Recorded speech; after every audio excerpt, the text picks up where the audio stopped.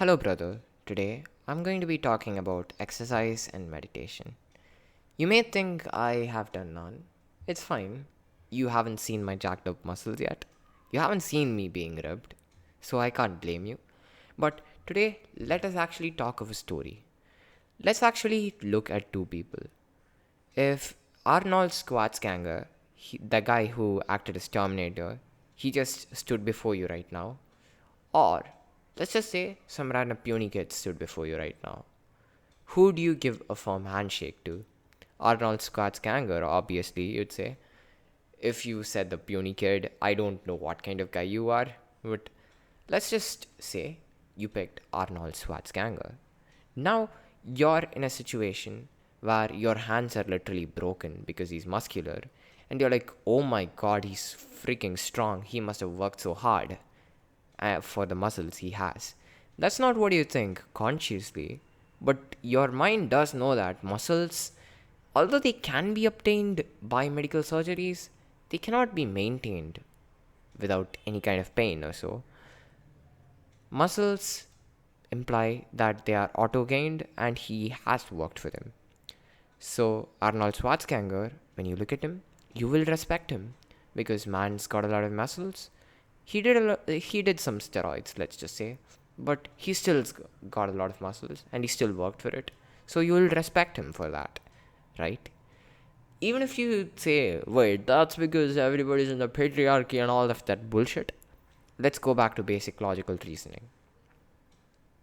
If somebody has muscles, have they worked in the gym for that every day or not? It's most likely a yes.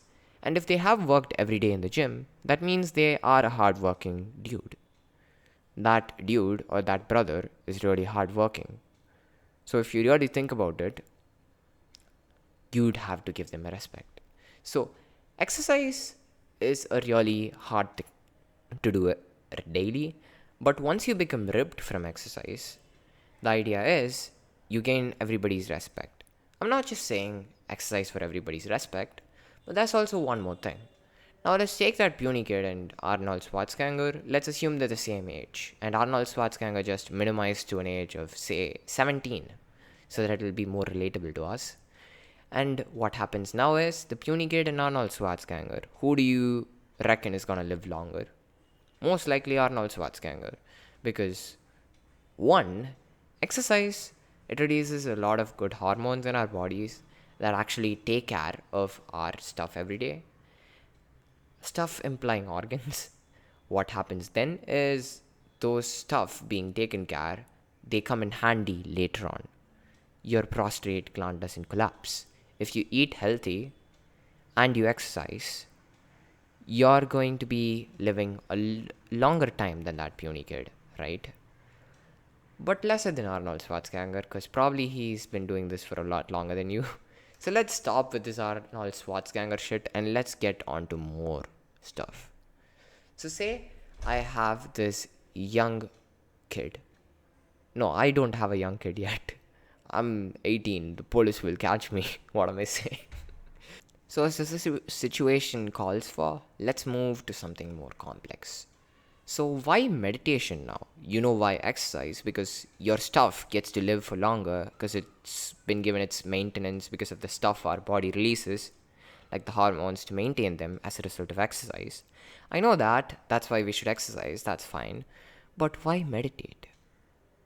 That's a really good question because there are a lot of scientific results you'd get after you meditate, like really higher levels of focus.